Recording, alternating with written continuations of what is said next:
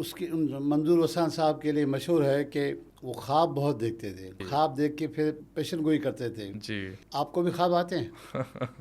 हमें अभी ख्वाब आते हैं, छोटे लेवल के आते हैं।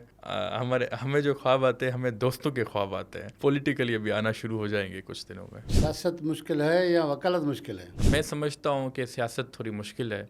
वकालत का हम जवाबदेह होते हैं सिर्फ क्लाइंट को, सियासत में हम होते हैं पूरे एरिया को। मोस्टली जो पॉलिटिशियंस हैं उनकी इन्वॉल्वमेंट इतनी है कि महकमा एजुकेशन ठीक ही नहीं हो पा रहा, इतने बड़े बजट के बावजूद भी। क्या है कि कभी सिफारिश लग जाती है तो टीचर्स कभी छुट्टियों पे चले जाते हैं, या जो अगर कोई बड़ी फैमिली का बंदा है, उसकी वाइफ डॉक्टर है, तो वो कहता है मुझे वीज़ा चाहिए, मैं उसको शादी के बाद काम नहीं करवाना चाहता। तो अच्छा, अक्सर बेशतर हम इस हुकूमत में देखते हैं कि पार्टी के बहुत सारे लोग होते हैं, फिर कोई एसपी कोई डीसी की पोस्टिंग कराता है तो कोई इंजीनियरों की कराता है, तो मोस्टली हम सुनते हैं कि वो पैसे लेते हैं उनसे। आपको कितना शेयर मिलता है अफसरान की ट्रांसफ़र पोस्टिंग में? ये रिकॉर्ड उठा के देख ले, मैंने एक भी पोस्टिंग ट्रांसफ़र नहीं करवाई जब से मैं एमपीए बना हूँ। आपके ख्याल में मेरिट हो रहा है यहाँ पर? मेरे पास ये होता है कि जो भी लोग आते हैं तो मेरे पास इश्यूज़ लेके आते हैं, तो फिर मैं उनको खुद टैकल करता हूँ। मैं किसी से भी ये नहीं चाहता कि आप उसको 1 रुपया भी उसको दें। क्यों दें? इस सूबे में अगर 7-8 हज़ार अरब रुपए खर्च हो रहे हैं, वहाँ नज़र क्यों नहीं आ रहा? जिसकी आंखें सही नहीं है उनको नज़र नहीं आ रहा। काम तो हुआ है। हाँ, मैं ये नहीं समझता कि 100% हुआ होगा। लेकिन हम देख रहे हैं कि कोई एमपी एमएनए बीमार होता है तो उसको पैसे दिए जाते हैं, जाओ बाहर से इलाज करा के आओ। अभी खैरपुर में आपके एक एमपीए को पैसे दिए गए। पैसे शायद उन्होंने नहीं लिए। पैसे दिए जो इतनी तनकीद हुई है। पैसे अगर मिलने इतनी वाले थे, हाँ, सोशल मीडिया पे आया तो फिर वो नहीं। आप अपनी पार्टी पे कितनी तनकीद करते हैं, वो कितना बर्दाश्त कर लेते हैं? लोगों को ऐसा लगा कि जो मेरी बजट की तकरीर थी इस दफ़ा वो तनकीद वाली थी। आपकी पार्टी में हम देख रहे हैं कि बहुत सारे पुराने लोग अब एक्सपायरी में चल रहे हैं, तो बिलावल साहब भी कहते हैं कि नई क़यादत आनी चाहिए। आप क्या चाहेंगे? कोई भी हुकूमत चलाने के लिए नौजवान और एल्डर दोनों का साथ होना लाजमी है। अभी इत्तेफाक हुआ है हल्के में ऐसा बंदा आया हो, उसने ऐसी फरमाइश की हो जो आपके बस की बात नहीं हो? हाँ, अभी एक बंदा आया था ना मेरे पास, उसने कहा था कि मुझे आप करोला लेके दें। लेकिन हम देख रहे हैं कि 15-17 साल पहले जो लोग यहाँ छोटी छोटी गाड़ियों में आ रहे थे, वो सब V8 पे और बड़ी बड़ी गाड़ियों में आ रहे हैं। ये पैसा कहाँ से आया उनके पास? ये तो उनसे पूछना चाहिए जो थे सर। बिस्मिल्लाहिर्रहमानिर्रहीम। मैं हूँ मंसूर मुगेरी, आप देख रहे हैं मंसूर नामा। व्यूअर्स, आज जो हमारे गेस्ट हैं वो यंगेस्ट हैं सिंध असम्बली में, और अगर मैं ये न कहूँ कि उन्होंने सबसे ज़्यादा वोट लिए सिंध असम्बली में तो भी गलत नहीं होगा। उनके वालिद पुराने पार्लियामेंटेरियन हैं, मिनिस्टर रहे हैं, एमएनए रहे हैं, सेनेटर रहे हैं, उनके अंकल, उनके कज़न्स, तकरीबन पूरा घर जो है इनका पार्लियामेंटेरियन है। खैरपुर से इनका ताल्लुक़ है। आज के गेस्ट का नाम है हलाल वसान साहब। साईं अस्सलाम वालेकुम। वालेकुम सलाम सही। साईं वेलकम एंड भलीकार। थैंक यू सर, मेहरबानी। अच्छा हलाल साहब, आपके मुकाबले में इस बार जो है सिंध के साबिक चीफ जस्टिस जो हैं गोसरी शाह साहब थे, तो आपने टोटल कितने वोट लिए और शाह साहब ने कितने वोट लिए? गोसली शाह साहब हमारे रेस्पेक्टेबल हैं, बट जो इलेक्शन में 2024 की जो कंडक्ट हुई, मैंने 93,337 लिए और सही गोसली शाह साहब ने 434 वोट्स लिए। 93,000 का मतलब है ये तो आप एमएनए वाली सीट जितने वोट लिए। बस सही, वो पार्टी की मेहनत, लोगों की दुआएं सबके साथ थी। वालिद साहब भी साथ थे मेरे साथ इलेक्शन अच्छा में। हलाल साहब, हमने देखा है कि आपने जिस तरह से कैंपेन शुरू की, जी। पूरे सिंध में शायद ही किसी ने इतनी कैंपेन शुरू की। क्या आपको खौफ था कहीं हार ना जाऊं? नहीं सर, खौफ नहीं था मुझे। जिस दिन पार्टी टिकट हाथ में मिली, मैं उस दिन खैरपुर चला गया, और जब तक इलेक्शन कंडक्ट नहीं हुई उसके 5 दिन के बाद मैं कराची आया। 35 दिन में अपने हलके में था। मुझे पता था कि वालिद साहब तो हैं मेरे साथ, पर फिर भी जहाँ जहाँ लोग मुझे बुला रहे हैं, मुझे हर जगह पे पहुँचना है। तो हम ऐसे स्केड्यूल बनाते थे। मेरे पास कोई पीए नहीं था इलेक्शन में। मैं खुद ही, अभी तक वो मेरे पास पड़े हुए हैं कि मैं किस दिन कहाँ पर गया, दोपहर को किस टाइम गया था, रात के किस टाइम घर आया था। इवन तो मुझे ये भी याद है कि 12 बजे तक आप वर्क कर सकते हैं, मैं 11:58 पर घर पहुंचा हूं। तो मैंने वर्क जितनी मैं कर सकता था मैं हर जगह पे की, और मेरा 4 पॉइंट एजेंडा था, मैनिफेस्टो था, जो मैं हर जगह पे जाता था उनको बताता था लोगों को। नहीं, माशाल्लाह आपके वालिद मंजूर हुसैन वसान साहब, जी सर। वो मेरे ख्याल में कभी नहीं आ रहे। नहीं, वो कभी भी नहीं आ कभी नहीं आ रहे। 97 की मुश्किल तरीन इलेक्शन में भी हम जीते। 2005 में पूरे सक्खर डिवीज़न में हमने लोकल बॉडीज़ की इलेक्शन जीती, कभी भी हम हारे नहीं हैं। अच्छा, पार्टी में भुट्टो साहब के ज़माने से हैं। जी बिल्कुल। कभी वफादारी तब्दील की उन्होंने? नहीं की, शुरू से एक ही पार्टी में, एक ही 8 पार्टी। साल जेल में रह चुके हैं पूरी अपनी ज़िंदगी में, कभी अच्छा, पार्टी वो चेंज नहीं की। बताते हैं जिस दिन उनकी शादी हो रही थी जेल, सुहाग रात जेल में गुजारा था। बिल्कुल बिल्कुल। तो 82 की बात है, 82 की बात है। 1982 की है जी, एमआरडी अच्छा, तहरीक। तो जब वो जेल में होते थे, आप तो मेरे ख्याल में मैं पैदा ही नहीं हुआ था, हुए मैं थे। 1994 में पैदा हुआ हूँ। आपके तवज्जुह से एज भी बता दी मैंने, बट कहने का मकसद ये है कि वालिद साहब ने बहुत कुर्बानियाँ देखी हैं, बहुत मुश्किलातें देखी हैं। जिस तरीके से आप एक बंदा जो शादी कर रहा है उसको आप उसी दिन लेके जा रहे हैं, और वक्फन ब वक्फन लेके जा रहे थे। 1987 में मुझे अभी तक याद है, वालिद साहब को डिप्टी जनरल सेक्रेटरी सिंध बनाया था, पीपल्स पार्टी सिंध, बेनज़ीर साहिबा ने। तो इतने पुराने वफादारी है। 88 में पहली दफ़ा एमपी बने तो मिनिस्ट्रीज 3 मिली, तो हमेशा मिनिस्टर रहते आ रहे हैं वालिद साहब जब भी होते हैं। उसकी मंजूर वसान साहब के लिए मशहूर है कि वो ख्वाब बहुत देखते थे। जी ख्वाब देख के फिर पेशन गोई करते थे। जी। आपको भी ख्वाब आते हैं? हमें अभी ख्वाब आते हैं, बट वो लाइक छोटे लेवल के आते हैं। हमें जो ख्वाब आते हैं, हमें दोस्तों के ख्वाब आते हैं। पॉलिटिकली अभी आना शुरू हो जाएंगे कुछ दिनों में। आपने उनसे क्या सीखा है, या उन्होंने आपको सबसे ज़्यादा क्या चीज़ सिखाई है? वालिद साहब ने तो मुझे हमेशा बहुत सारी चीज़ें वो सिखाते रहते हैं। अगर कोई चीज़ मुझसे नहीं हो पाती या उसमें अगर करेक्शन की मज़ीद गुंजाइश है तो वो गाइड करते हैं। पहली जो बात है वो है पंक्चुअलिटी। एक ये चीज़ है। दूसरी तो हमारी जो तरबियत है वो इतनी अच्छी हुई है कि कोई डिफ़िकल्टी होती नहीं है। बात करने का लहजा और ऑनेस्टी, इंटीग्रिटी, जो हम बात करते हैं वो कमिट पूरा करते हैं। मतलब ये काफ़ी चीज़ें हैं, कैसे बिहेव करना चाहिए किस टाइम पे। तो वो तो ट्रेनिंग है। मैं खुद यूके से पढ़ा हुआ हूँ, 4 साल में लंदन में था। बट ये है कि फैमिली जिसमें वालिद साहब वालिदा दोनों की बहुत मेहनत है। उन्होंने जिस तरीके से हमारी परवरिश की है, हम यही कहते हैं कि ना कभी प्राउड महसूस किया है, ना कभी एरोगेंस दिखाई है, ना कभी एरोगेंस दिखाई है। सबके साथ वही, पहले एमपीए नहीं होते थे तभी भी ऐसे थे, अभी एमपीए तभी भी ऐसे ही आपके सामने। अच्छा, आपने यूके से तालीम हासिल की, बैरिस्टरशिप की। जी। जब आपको वकालत ही करनी थी, बैरिस्टर की डिग्री लेनी थी, तो फिर सियासत में क्यों आए? जब यहाँ सियासत करनी थी तो बैरिस्टरशिप अच्छा, क्यों की? मज़े का किस्सा मैं आपको बताता हूँ। जब मैं लंदन गया था वालिद साहब के साथ 2013 में, तो मैंने politics and international relations choose किया था।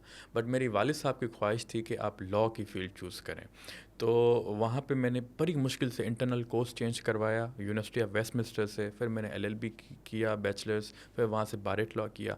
जो असेंबली में जितने भी एमपीएज़ हैं, अगर हम लेजिस्लेशंस पास करते हैं, लेजिस्लेचर हमारा किरदार होता है। अगर मुझे टर्म्स वो समझ आ जाती हैं जो लीगल टर्म्स हैं, तो वो ज़्यादा मेरे लिए फ़ायदेमंद होता है। हम देखते हैं बिल्स पास होते हैं, अमेंडमेंट्स होती हैं, रूल्स हैं हमारे हर किताब के हिसाब से, तो वो बहुत एक वैल्यू भी देता है। एक समझदार भी हम ज़्यादा अपने आप को समझते हैं, क्योंकि हमें पता होता है एक बढ़तरी हासिल होती है कंपेयर टू दूसरे एमपीएस, क्योंकि हम लीगल फ्रेमवर्क समझ सकते हैं। हमें ये पता है वोट ऑफ नो कॉन्फिडेंस कि क्या रेशियो है, कैसे लीगल टर्मिनोलॉजीज़ हैं, तो उससे ज़्यादा बेहतर फ़ायदा होता है। तो आपने बैरिस्टरशिप से बेवफाई क्यों की? बेवफाई नहीं की। मैंने ज्वाइन किया था, खालिद जावेद खान हमारे अटॉर्नी जनरल थे पाकिस्तान पूरे मुल्क के, तो उनकी ऑफ़िस मैंने ज्वाइन की थी 2 साल के लिए, जब मैं शुरू में था। तो फिर जब दिलचस्पी मेरी पॉलिटिक्स में ज़्यादा हो गई, तो फिर मैंने ये इख्तियार रहा कर दी। फ़ायदा कहाँ है, बैरिस्टरशिप में या पॉलिटिक्स में? मैंने जितने लोग भी देखे हैं, जो जिनका लॉ से भी पेशा हो, जिनका पॉलिटिक्स से भी हो, वो कहते हैं कि पॉलिटिक्स आने जाने वाली चीज़ें, आज हम हैं कल शायद हम ना हो। लॉ की जो प्रोफेशन है वो हमेशा हम इस्तेमाल कर सकते हैं। सियासत मुश्किल है या वकालत मुश्किल है? मैं समझता हूँ कि सियासत थोड़ी मुश्किल है। वकालत का हम जवाबदेह होते हैं सिर्फ क्लाइंट को, सियासत में हम होते हैं पूरे एरिया को, पूरे मुल्क को, पूरे सूबे को। क्योंकि कोई भी हमारा एक्शन ऐसा होता है, अगर मीडिया पे आ जाता है या वैसे भी जनरली, तो उसमें बदनामी भी होती है। हमें सोच समझ के इक़दामात लेने होते हैं। और मैं समझता हूँ कि हर किसी की आप जो ख्वाहिश है वो पूरी नहीं कर सकते, हाँ, बट एटलीस्ट आप ये कर सकते हैं कि जहाँ जहाँ आपके पास रिसोर्सेज हैं उसको आप सही तरीके से इस्तेमाल कर सकते हैं। अच्छा, आप इंतहाई नौजवान एमपी हैं, तो आपने अपने हलके में नौजवानों के लिए क्या किया है? देखिए, मैं जब मैनिफेस्टो की मैंने आपसे बात की इलेक्शन में, तो 4 मैनिफेस्टोज़ थे जब मैं जाता था कैंपेन में। एक मेरा था एजुकेशन। एजुकेशन का मकसद ये नहीं है कि सिर्फ हमें इसको बेहतरी करनी है, हमें करना है कि यहाँ पे टीचर्स की अवेलेबिलिटी नहीं होती है, बुक्स हमारे पास होते नहीं है, रिसोर्सेज होते नहीं है, हमारे पास आईटी सेंटर नहीं है, हमारे पास लाइब्रेरीज़ नहीं है। एजुकेशन का मेरा ये था कि यहाँ पे टीचर्स कुछ वीज़ा पे चले जाते हैं, आते नहीं हैं, बायोमेट्रिक का हो गया पर वो वहाँ से कहीं से सिफारिश लेके आ जाते हैं, उसको मुझे कंट्रोल करना था। हेल्थ की मैंने बात की थी, गम्बट हॉस्पिटल है हमारे पास खैरपुर में, तालका हेडक्वार्टर हॉस्पिटल है कोडीजी में, उसकी एफिलिएशन की मैंने बात की थी, जो कि ऑलरेडी सीएम ने सब ने अप्रूव किया। तीसरा मैंने बात किया था हमारे पास वोकेशनल ट्रेनिंग कोर्सेज। आप कहते हैं इन्फ्लेशन है, आप कहते हैं महंगाई है, जॉब्स नहीं है, तो अगर हमें हुनर आएगा तो हम खुद कमा सकते हैं। वोकेशनल ट्रेनिंग कोर्सेज की मैंने बात की थी, उसमें नौजवान भी शामिल हैं। चौथा मैंने जो कहा था कि भाई नौजवानों के लिए अगर हम आईटी सेंटर्स लाते हैं, हम उनको स्कॉलरशिप्स देते हैं ताकि एक इंकरेजमेंट हो उनके पास। हम पब्लिक रिप्रेजेंटेटिव्स हैं, हम जितना कर सकते हैं। तो जैसे मैं आया, मैंने एक तो फेस्टिवल्स कराए अपने हलके में, टाउन कमिटीज़ में कराए, वहाँ पे स्पोर्ट्स के भी थे, लिटरेचर के भी थे, जहाँ से हमने देखा कि यार कि इसमें पोटेंशियल है, ये कैपेबल है, तो हमने उसको फिज़िकल असिस्टेंस भी दिया, फाइनेंशियल असिस्टेंस भी दिया हमने उसको। तो हम ऐसे देख रहे हैं, अभी जैसे कोडीजी फोर्ट है, उसका रिजॉर्ट अभी बन जाएगा, तो इसमें भी काफ़ी एक टूरिज़्म के हिसाब से वो भी बेहतर आएगा। मैं समझता हूँ कि मैं अपनी हिसाब से, जब मैं एमपी भी नहीं था, 2021 में मैं 6 लाइब्रेरीज बना चुका हूँ अपने हल्के में कोडीजी में। तो मैं चाहता हूँ कि यूथ एम्पावरमेंट को हम ज़्यादा इंकरेज करें। तो ये जितने भी यंगस्टर्स होते हैं वो मेरे से राब्ते में होते हैं, उनको कोई चीज़ चाहिए होती है तो मैं फ़राहम करता हूँ। ज़रूरी बात नहीं है कि मैं छोटी से छोटी बात भी सिंध हुकूमत को कहूँ या क्या हूँ, अपने हिसाब से भी मैं किसी की हेल्प कर सकता हूँ। अच्छा, आपने एजुकेशन का जिक्र किया कि टीचर्स वीज़ा पे चले जाते हैं। हमने ये देखा है कि मोस्टली जो पॉलिटिशियंस हैं उनकी इन्वॉल्वमेंट इतनी है कि महकमा एजुकेशन ठीक ही नहीं हो पा रहा, इतने बड़े बजट के बावजूद भी। तो इस मामले में आप अपने पार्टी पे या दीगर पे जो जो भी सियासत करें, आप उन पे खुल के तनकीद करते हैं कि एजुकेशन की जान छोड़ो? देखिए, इसके काफ़ी पहलू हैं। टू बी ऑनेस्ट, मैं ये कहना चाह रहा हूँ कि जैसे हमारे पास हॉस्पिटल भी है, एजुकेशन इदारे भी हैं, तो क्या है कि कभी सिफारिश लग जाती है तो टीचर्स कभी छुट्टियों पे चले जाते हैं, या जो अगर कोई बड़ी फैमिली का बंदा है, उसकी वाइफ डॉक्टर है, तो वो कहता है मुझे वीज़ा चाहिए, मैं उसको शादी के बाद काम नहीं करवाना चाहता, तो मुझे 1 साल के लिए परमिशन लिखे दें। हालांकि कभी कभी रिस्ट्रिक्शंस भी होती हैं जब सेक्रेटरीज बताते हैं हमें, बट हमने कभी इस चीज़ की कभी हमने सिफारिश नहीं की। मेरे पास जो भी बंदा आता है, कोई चाहे पुलिस का काम हो, कोई सा भी काम हो, जब हम किसी से बात करते हैं तो हम कहते हैं यार मेरिट पे देख लीजिएगा, ये मेरे पास बंदा है, मेरे पास दूसरे लोग बैठे हैं, सबके सामने स्पीकर ऑन है, जितना हो सकता है मेरिट पे आप उतना देख लीजिएगा।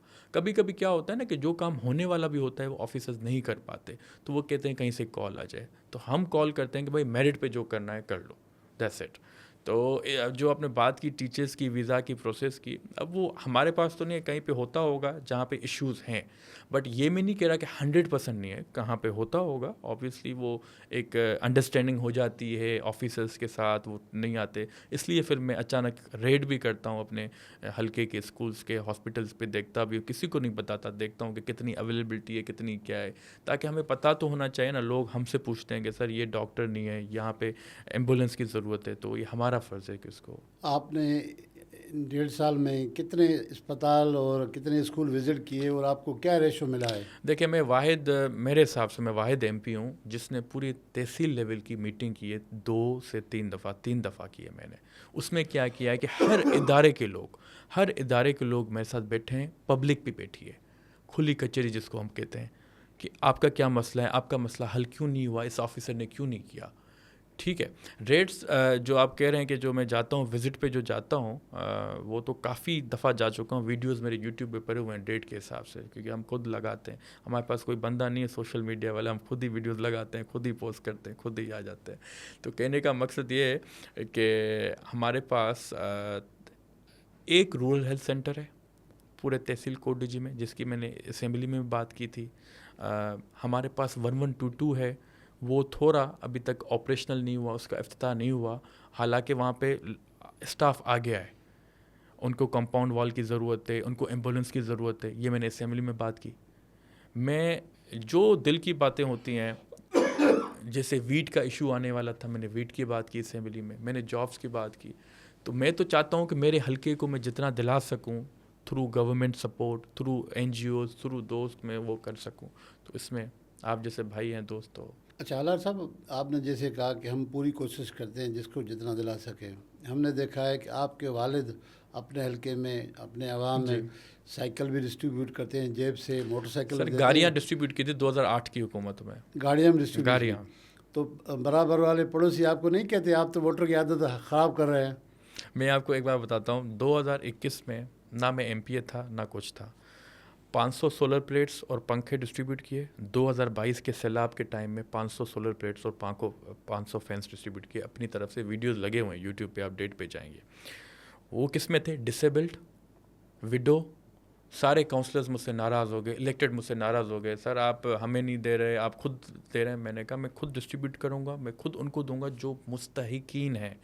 तो अब क्या होता था, जब मैं अपने तहसील कोडी जी को देता था तो सामने वाला तहसील गंबट भी है, किंगरी भी है, वो लोग भी आ जाते थे। फिर मैं देखता नहीं था कि मेरे हलके का है उसके हलके का, मेरे पास आया है तो मुझ पे फ़र्ज़ आयद होता है कि मैं उनकी हेल्प करूँ। तो फिर मैं उनको दे देता था। अगर वो कहते थे फाइनेंशियल असिस्टेंस भी हमें चाहिए वापस जाने के लिए, वो भी दे देता था। आप कभी आए हमारे पास कोडी जी, हमारे पास देखें पब्लिक डीलिंग, जब तक आखिरी बंदा नहीं जाता, जब तक आखिरी बंदा रूम से नहीं जाता मैं नहीं उठता। और कोई भी मेरे पास आता है तो मैं खड़ा हो जाता हूँ, क्योंकि मुझे ऑकवर्ड फील होता है कि मैं बैठा रहूँ और वो खड़ा होकर मुझे अपनी प्रॉब्लम बताए। तो ये नेचर है। और अब जैसे मैं कल जाऊँगा, पहला दिन होगा, चाहे 5 बजे तक मैं घर पे बैठा हूँगा, कितने भी लोग आए मैं बैठा रहूँगा, सबकी प्रॉब्लम सुनूंगा। उसके बाद फिर मैं कंडोलेंसेस की तरफ चला जाऊंगा। तो ये हमारी है। वालिद साहब ने काफ़ी मेहनत की है, उनकी काफ़ी इंकरेजमेंट है, सपोर्ट है। जिस तरीके से वो आउट ऑफ द बॉक्स अभी एग्रीकल्चर डिपार्टमेंट में थे, उन्होंने पूरे सिंध में डेली वेजेस के लोगों को उन्होंने अपॉइंट किया था। हालांकि कोई और नहीं कर सका, बट दूसरे 93 में जब वालिद साहब थे, मिनिस्टर थे, उन्होंने लोगों की हेल्प की सुई गैस में, दूसरे इदारों में, जहाँ पे कर सकते हैं। मेरे पास कल एक बंदा आया कि मैं हैदराबाद का हूँ, मुझे मंजूर हसन साहब ने ग्लेक्सो स्मिथ क्लाइन कंपनी है लाहौर में, वहाँ पे मुझे कंप्यूटर की जॉब लेके दी है। मैं उसको जानता भी नहीं था, मुझे उसने बताया कि मैं वालिद साहब के पास जा रहा था, आपके वालिद साहब पहले चले गए कहीं डॉक्टर के पास, मैं आपको बताने आया हूँ मेरी जॉब हो गई है, अब मुझे आप किराया दें, कन्वेंस दें कि मैं लाहौर जाऊँ। हैदराबाद का बंदा। तो हम उसमें माइंड नहीं करते, हम फ़ख्र महसूस करते हैं कि अगर हैदराबाद का बंदा हमारे पास आ रहा है, कहीं का भी आ रहा है, हाँ, अगर हम हाथ में कुछ है, हम हेल्प कर सकते हैं तो हम बिल्कुल करें। अच्छा हलार साहब, हमने यही देखा है जी कि सर। आपके वालिद देने वालों में हैं, हल्के में बांटते हैं। जी सर। इसके बरक्स दीगर हम देखते हैं जिनके लिए सरकार की जानिब से कुछ मिलता है वो भी अपने पास लेके जाते हैं। ये फ़र्क क्यों है? सही, वो तो उनसे पूछना चाहिए जो नहीं देते हैं या क्या देते हैं। मैं तो क्या करता हूँ, हमारे पास जो भी चीज़ आती है, अगर सरकार की भी कोई चीज़ आती है तो हम बताते हैं भाई मीटिंग में हमारे पास इतनी चीज़ें आई हैं, ये आप सारे लोग हैं, अब आप बताएं कैसे डिस्ट्रीब्यूट करेंगे। आपके सामने मैं वसान हाउस कोटी जी में ये सेरेमनी रखता हूँ। अब आपने बात की सोलर की, मैं आपको बताता हूँ। सोलर एक तो मैंने डिस्ट्रीब्यूट किए, एक जो गवर्नमेंट की तरफ से भी जो सरसों के घर बन रहे हैं ना, वो भी मैंने उनको कहा कि उनके पास जगह नहीं थी, मैंने कहा वसान हाउस में करें, आई प्रोग्राम करें, आप डिस्ट्रीब्यूट करें, सारा एक्सपेंसेस मुझ पे, मैं आपको ऑर्गेनाइज वे पे करा के देता हूँ। तो हम नहीं देखते, हम कहते हैं कि जितनी लोगों की हेल्प हम कर सकते हैं। रात को 2-2 बजे भी फ़ोन आते हैं, सर इमरजेंसी है, ये है वो है वो है, तो हम कॉल उठाते हैं। अब वहाँ से फ़ोन उठे ना उठे, बट हम कोशिश करते हैं कि कहीं ना कहीं से इनका काम हल हो जाए। अब मोस्टली लोगों के मसाइल क्या हैं? मेरे पास जो लोग आते हैं ज़्यादातर, to be honest, I would be frank with you, कि ज़्यादातर पुलिस के मसले आते हैं। सही, हमारे पास ये मसला हुआ है, झगड़ा हुआ है, आप पुलिस को कहें कि ये करें, पर मैं कहता हूँ मैं ये नहीं कहूँगा, मैं कहूँगा मेरिट पे, सबके सामने कॉल स्पीकर ऑन होती है, मैं कहता हूँ मेरिट पे होगा। आप भी पीपल्स पार्टी के, वो चाहे किसी और पार्टी का भी हो, कोई मसला नहीं। हमारे साथ कोटी जी में रहने वाले हैं, मेरे हल्के के हैं, मैं इसका जिम्मेदार हूँ, जो भी है रिस्पॉन्सिबल मैं हूँ। तो मैं चाहता हूँ कि सबका मसला हल हो जाए। तो छोटे छोटे कभी मोटर बाइक चोरी हो जाती है, फिर उसको रिकवर करानी होती है। दूसरा हमारा मसला आता है रेवेन्यू का, आता है कि सही मेरी ज़मीन है, आप किसी को कहें कि इसकी नाप कर लें, साइज़ मेजर कर लें कि हमारी है या नहीं है। हम ये कहते हैं भाई मुख्तियार कार को फ़ोन कर दिया, असिस्टेंट कमिश्नर को कर दिया, आप देखें कि इसकी है या नहीं है, फिर आप मुझे बताइएगा। तीसरा काम जो लोगों का आता है, फिर जो डेवलपमेंट सेक्टर में आता है, कि उसमें पहली नंबर पे आता है रोड, फिर पेवर ब्लॉक्स और ड्रेनेज और पेवर ब्लॉक्स इसलिए कह रहे हैं कि क्योंकि बारिशें आती हैं, लोगों की अपनी गलियां अगर मजबूत होंगी, ड्रेनेज का निज़ाम बेहतर होगा तो वो ज़्यादा उनके लिए फ़ायदेमंद है। फिर उसके बाद जो हमारे पास आती हैं सोलर लाइट्स आती हैं बड़ी वाली, वो आती हैं। फिर मिनी वाटर सप्लाई स्कीम्स आती हैं, आरओ प्लांट्स आते हैं। फिर जॉब्स, लोग कहते हैं सर आपके इतने दोस्त हैं, कहीं मुझे कराची वाले दोस्त को कह के मुझे लगवा के दें, तो वो भी कर लेते हैं, जितना हो सकता है तो वो करते हैं। तो बस यही काम है। अच्छा सर, आप बता रहे थे कि मोस्टली 3-4 महकमों की शिकायतें आती हैं। मैंने कब कहा 3-4? मैंने आपसे पूछा कि लोगों के कॉमन मसाइल क्या हैं, तो आपने कहा मोस्टली लोग पुलिस, रेवेन्यू, इरिगेशन, इस तरह के मसाइल लेके आते हैं जो हमारे पास आते हैं, मेरे आपके पास जो आते जी, हैं। जी। अच्छा, हम देख रहे हैं कि करप्शन बहुत है, लोगों का काम होता ही नहीं है। कहते हैं जब तक पैसे ना दे अफसरान को काम नहीं होता है। आपके पास किस तरह? ये इस बात में अब 100% सदाकत नहीं है, क्योंकि कुछ लोग क्या करते हैं, जॉब्स के लिए खुद ही पैसे दे के आते हैं, फंस जाते हैं, फिर हमें बताते हैं कि सही हमने पैसे दिए। तो हमने कहा हमसे पूछ के दिए थे आपने किसी को? मैं तो बिल्कुल इसको अपोज करता हूँ कि ये सिस्टम होना ही नहीं चाहिए। जब एक बंदा मेरिट पे काम कर रहा है, अगर इंटेलिजेंट होगा तो पास हो जाएगा। हाँ, अगर आपको मसला है पब्लिक में, प्राइवेट सेक्टर में आप जाएं, वहाँ पे तो कोई चीज़ नहीं है, वहाँ पे आप कर सकते हैं। कोई इतने बड़ी बड़ी पोस्टें हैं, जॉब्स हैं वहाँ पे। आपके ख्याल में मेरिट हो रहा है यहाँ पर? तो अब मैं कहीं ऐसी पोजीशन में तो हूँ नहीं डेजिग्नेशन में कि जो मैं आपको बता सकूँ। मैं इलेक्टेड एमपी हूँ अपनी कॉन्स्टिट्यूंसी का।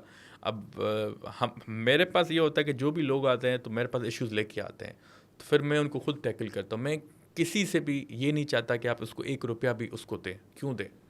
जब आपके पास इतना सा एमपीए है जिसको आपने सबसे ज़्यादा वोट्स लिए हैं, तो कदर तो मुझे करनी है आपकी। तो मैं इन चीज़ों में नहीं हूँ कि लोग किसी को भी 1 रुपया भी दें। अच्छा, अक्सर बेशतर हम इस हुकूमत में देखते हैं कि पार्टी के बहुत सारे लोग होते हैं, फिर कोई एसपी, कोई डीसी की पोस्टिंग कराता है, तो कोई इंजीनियरों की कराता है, तो मोस्टली हम सुनते हैं कि वो पैसे लेते हैं उनसे। आपको कितना शेयर मिलता है अफसरान की ट्रांसफ़र पोस्टिंग में? ये रिकॉर्ड उठा के देख ले, मैंने एक भी पोस्टिंग ट्रांसफ़र नहीं करवाई जब से मैं एमपीए बना हूँ। ना हो सकती है, ना करवाना चाह रहा हूँ, क्योंकि मैं इन कामों से बहुत दूर नहीं, हूँ। इसमें फ़ायदा तो बहुत है ना। हर चीज़ पैसा नहीं होती, इज़्ज़त भी है सर। वालिद साहब की इतनी लेगेसी है, उन्होंने ऐसा कोई काम किया नहीं है, तो मैं ऐसा काम करके उनकी रेपुटेशन पे क्यों डैमेज करूँ? फिर 10 लाख, 5 लाख, 15 लाख मेरे चेंज फिर- क्या कर फिर सकूँगा? दूसरे ऐसे क्यों नहीं सोचते? उनको अपनी इज्जत प्यारी क्यों नहीं है कि पैसों की वजह से पार्टी को भी बदनाम कर रहे हैं, सरकार को भी, और अपनी नामाचारी भी? सर पता नहीं, ये तो हर किसी की अपनी थिंकिंग है क्या है, पर मैं, जो मेरा बिलीफ है, बस अल्लाह ताला सबको खुश रखे, हिदायत दे, बट जिस तरीके के हालात जा रहे हैं, पैसा हर चीज़ नहीं है। हर किसी को जाना है और हर किसी को अपना हिसाब देना है। मैं अब जब इलेक्टेड रिप्रेजेंटेटिव हूँ तो मुझे भी हिसाब देना है कि भाई आपने क्या काम किया, क्या नहीं किया। वो आवाम लेगी 5 साल के बाद, जैसे हुकूमत ख़त्म होगी। पर कहने का मकसद है कि हम इन चीज़ों से बहुत दूर हैं, ना कभी इंटरेस्ट आप है। लोगों को ज़रूरत नहीं है शायद इस वजह से। हाँ, ये भी कह सकते हैं। हाँ, बस उन ज़रूरत लोगों भी को नहीं। ज़रूरत है, वो ज़्यादा लेते हैं। सर इंसान की ख्वाहिशें कम नहीं होती। इंसान कहता है मेरे पास आज आईफोन 15 है, तो मेरे पास आईफोन 17 होना चाहिए, पर मैं लेने के लिए शौक ही नहीं है मुझे। जब इससे काम चल रहा है तो मैं वो क्यों लूँ? तो ठीक है ऐसी चीज़ें हैं सर काफ़ी। सर, हर एमपीए को गुज़श्ता साल इस साल 50-50 करोड़ रुपए की तरक्याती स्कीम दी जाती हैं, तो आपने क्या दिए? सर मैं आपको बताता हूँ, अभी मिलेंगी, अभी टेंडर हुआ है, अभी मिलेंगी। 50 करोड़ की हैं ये 2 साल की प्रोविंशियल एडीपी। डिस्ट्रिक्ट एडीपी हमें मिली थी 16 करोड़ की। ठीक है। हमारी जो पार्लियामेंट्री मीटिंग हुई थी उसमें ये था कि आप रोड्स नहीं दे सकते। जो अच्छा लगा, सेकंड बेस्ट ऑप्शन जो मेरे पास था वो था पेवर और ड्रेनेज। मैंने हर यूनियन काउंसिल को वेरियस विलेजेस लिख के 2.5 करोड़ दिया। मेरे पास है 16 यूनियन काउंसिल्स। फिर 3 टाउन कमिटीज़ हैं। टाउन कमिटीज़ में भी 2 टाउन कमिटीज़ हैं, कोट डिजी, कोम फ़कीराबाद, इनको भी 2.5 करोड़। कोट डिजी को 5 दिया मैंने। 50 करोड़ मैंने ऐसे लिखा। ना मैंने अपनी यूनियन काउंसिल को ज़्यादा दिया, ना किसी और को ज़्यादा दिया। मैंने सबका 2.5 करोड़ का रेशो रखा। टाउन कमिटीज़ भी 2.5 crore, except for town committee Kot Diji, वो बड़ी, उसमें 5 करोड़। 50 करोड़ मैंने ये यहाँ पे किया। सर, सिंध हुकूमत जो मौजूदा सिंध सरकार है, 16-17 सालों में कोई 8,000 अरब रुपए के करीब जो है ना वो पैसे खर्च हो चुके हैं डेवलपमेंट के सेक्टर में। 4,000 अरब रुपए के करीब करीब तो आप कर्ज़ा लिया गया डोनर इदारों से, बाकी अपनी डेवलपमेंट स्कीमें हैं, फेडरल गवर्नमेंट की हैं। तो इस सूबे में अगर 7-8 हज़ार अरब रुपए खर्च हो रहे हैं, वहाँ नज़र क्यों नहीं आ रहा? अब ये है कि जिसकी आंखें सही नहीं है उनको नज़र नहीं आ रहा, काम तो हुआ है। हाँ, मैं ये नहीं समझता कि 100% हुआ होगा। काफ़ी एग्जांपल्स हैं। अब लोग क्या है ना, आप काम करें तभी भी तनकीद, नहीं करें तभी भी मसला है। मैं आपको जनरल एग्जांपल देता हूँ, कुछ कुछ अच्छी इनिशिएटिव्स हैं। मैं अभी छोटा सा एक एग्जांपल देता हूँ, पिंक स्कूटी वाला। यहाँ पे हमारे पास रिवाज नहीं था कि लेडीज़ पहले गाड़ियाँ चलाती थी, अब गाड़ियाँ चलाती हैं। अब पीपल्स पार्टी ने और इंकरेजमेंट करने के लिए बाइक्स भी दे दी, स्कूटी भी दे दी। अब मुझे ही 10 कॉल्स आई हैं कि सही हमें स्कूटी लेके दें, बाइक। मैंने कहा हमारे हाथ में है ही नहीं कुछ, हम कैसे आपको लेके दें? वो कोई एप्लीकेशन होती है, कोई क्या होता है, कि उस हिसाब से लोग आपको छोटी छोटी बातों पे भी। हेल्थ सेक्टर हो हमारा, जहाँ पे ये जिना में उन्होंने किया था, एक प्रोग्राम लेके आए थे रोबोटिक सर्जरी वाला। फिर उसके बाद ये, मैं रोड्स पे भी नहीं जा रहा, शायरा भुट्टो पे नहीं जा रहा, दूसरी चीज़ों पे नहीं जा रहा, बट ये हेल्थ सेक्टर, क्योंकि दुनिया का अगर आप इम्पॉर्टेंट चीज़ देखना चाह रहे हैं कि उनका किस चीज़ में मजबूत है, वो एजुकेशन और हेल्थ है। और उनकी रिसर्च एंड डेवलपमेंट, वो 10 साल में कहाँ जाएंगे? तो हमारे पास इतनी अच्छी अच्छी डिपार्टमेंट्स भी हैं, आईटी है, ये दूसरी यूथ है, उसमें बहुत काम हो सकते हैं अभी भी। मेरे पास एक कल बंदा आया, उसने कहा मैं स्पोर्ट्स का, पाकिस्तान मेंस स्पोर्ट टीम का मैनेजर हूँ, मेरे पास 5 अकेडमीज़ हैं, क्या हालार वसान मेरी हेल्प कर सकता है कि मैं नेपाल में जाऊंगा, इंडिया के साथ खेलेंगे, आप हमारी हेल्प कर सकते हैं? मैंने कहा मैं मंडे को चलें, आप मिनिस्टर के पास आपको साथ लेके चलते हैं, जितनी हो सकती है हम करते हैं। हम तो चाहेंगे कि यहाँ के लोगों को इंकरेज करें। उसमें कुछ जगहों पे काम हुए हैं, कुछ में नहीं हुए, फ्लड्स के बाद भी डैमेज हुई हैं चीज़ें काफ़ी, बट ये कहना कि 0% काम हुआ है, ये गैर मुनासिब है। दूसरी भी जो जमातें थी 2002 से 2008 में, उन्होंने भी कोई ख़ास काम नहीं किया। अब खान साहब की हुकूमत KPK को भी काफ़ी टाइम हो गया है, कोई एक प्रोजेक्ट बड़ा नहीं लेके आए। तो ये सब पे सवाल निशान है। सर, सिंध हुकूमत अक्सर और बेशतर अपने हेल्थ सेक्टर को बहुत ज़्यादा फोकस करती है और बताती रहती है कि हमने बहुत ज़्यादा काम किया, लेकिन हम देख रहे हैं कि कोई MP MNA बीमार होता है तो उसको पैसे दिए जाते हैं, जाओ बाहर से इलाज करा के आओ। अभी खैरपुर में आपके एक MPA को पैसे दिए गए, पैसे शायद उन्होंने नहीं लिए, पैसे दिए जो इतनी तनकीद हुई है। पैसे अगर मिलने इतनी- वाले थे, हाँ, सोशल मीडिया पे आया तो फिर वो नहीं हो सका उनका। तो आप इस तरह से हॉस्पिटल बना लें कि आपकी बाहर ज़रूरत ही ना पड़े। सही, हम तो यकीन करें 8 साल हो गए मुझे, मैं पाकिस्तान से बाहर गया ही नहीं हूँ। 2017 से जब से मैंने UK की डिग्री ली है तब से नहीं गया, सिर्फ इस दफ़ा उम्रे पे गया था रमज़ान में। हमें तो पाकिस्तान प्यारा है, सही, मरना भी इधर है, जीना भी इधर है, हर चीज़ करना है। हम चाहेंगे कि पाकिस्तान को ही कंट्रीब्यूट करें, जितना हमारी एबिलिटी है, कैपेबिलिटीज़ है, अपने हिसाब से जितनी कर सकते हैं। हम क्यों बाहर जाएं? यहाँ पे जब अच्छे अच्छे डॉक्टर्स को आप मौके फराम करेंगे, अपॉर्चुनिटीज़ देंगे, तो वो बाहर नहीं जाएंगे, ब्रेन ड्रेन नहीं होगा। आप यहाँ पे जो बिजनेसमैन हैं उनको आप सही से रिसोर्सेज नहीं देते, लोड शेडिंग करते हैं, प्राइसेस इतनी मार्कअप कर देते हैं। अभी भी कराची में आप इतने जगहों पे जाएं, 18% जो गवर्नमेंट का सेल्स टैक्स है वो आम पर्चियों पे दे रहे हैं, बिल वो नहीं लिख रहे क्योंकि उन पर टैक्स लग रहा है। आप टैक्स रेट बढ़ाएंगे तो लोग टैक्स और कम देंगे। आपको उनको करना चाहिए, पूछना चाहिए जो टैक्स नेट में है ही नहीं ऑलरेडी। जो टैक्स पे करता है आप उनको ही पीछे पड़ जाते हैं। तो यहाँ पे लोगों का सिस्टम भी वही है सर, वो कहते हैं यहाँ पे ये है तो हम दुबई क्यों नहीं जाते, दुबई में ड्यूटी फ्री है वगैरह, टैक्स फ्री है कंट्री, वहाँ पे काम कर लेते हैं। तो इसमें पाकिस्तान का जो ब्रेन ड्रेन भी हो रहा है और हमारे पास जो इंटेलेक्चुअल्स हैं वो भी यहाँ से गुजर रहा है। ये वफाकी हुकूमत की सतह है पे देखना चाहिए कि हमारे, ठीक है फॉरेन पॉलिसी कुछ बेहतर हुई है कुछ हालियों महीनों में, बट हमारे अपने लोगों का भी सोचना चाहिए। हम लोगों का सोचेंगे तो वो यहाँ पे काम करेंगे, आपको सस्ता काम नज़र आएगा। मेन पावर हमारी बिल्कुल सस्ती है। दुबई में हम जाते हैं, बांग्लादेशी, पाकिस्तानी, इंडियन आपको क्यों मिलते हैं? सऊदी में जाते हैं, वहाँ पे क्यों मिलते हैं? उनके पास वर्कफोर्स महंगी है। हम वही वर्कफोर्स यहाँ पे लेके अपनी फैक्ट्रीज़ में काम करके प्रोडक्शन बढ़ा के एक्सपोर्ट करें तो कुछ इम्प्रूवमेंट आ सकती सर आपने बिज़नेस का रेफरेंस दिया, खैरपुर जो है वो खजूरों के हवाले से मशहूर है, तो कितनी फैक्ट्री हैं खजूर की? है। मैं आपको एग्जांपल देता हूँ ना, अभी रिसेंटली हमने यहाँ पे खैरपुर में डीसी डिप्टी कमिश्नर भी मौजूद था, यहाँ पे खैरपुर के दूसरे लोग भी थे, सखर का कमिश्नर भी मौजूद था। हमने खजूर फेस्टिवल कराया 2 महीने पहले, हर साल होता रहता है। हमारे पास स्पेशल इकोनॉमिक जोन है, जिस दिन बिलाल साहब उसकी बात कर रहे थे, पूरे एशिया में 2nd नंबर पे है। वहाँ पे हम कोल्ड स्टोरेज बना रहे हैं। हम चाह रहे हैं कि यहाँ पे ऐसी टेक्नोलॉजीज़ आए हैं, यहाँ पे हम ऐसे रिसोर्सेज अपने इस्तेमाल करें कि खजूर 65% प्रोड्यूस करता है पाकिस्तान का, खैरपुर की खजूर, और पूरे सूबे का 85% प्रोड्यूस करता है। हम इसको एक्सपोर्ट कैसे कर सकते हैं? हम यहाँ पे हर जगह पे जाते हैं तो यहाँ पे आपको सऊदी की खजूरें मिलती हैं, दुबई की खजूरें मिलती हैं, जॉर्डन की खजूरें आपको मिलती हैं यहाँ पे।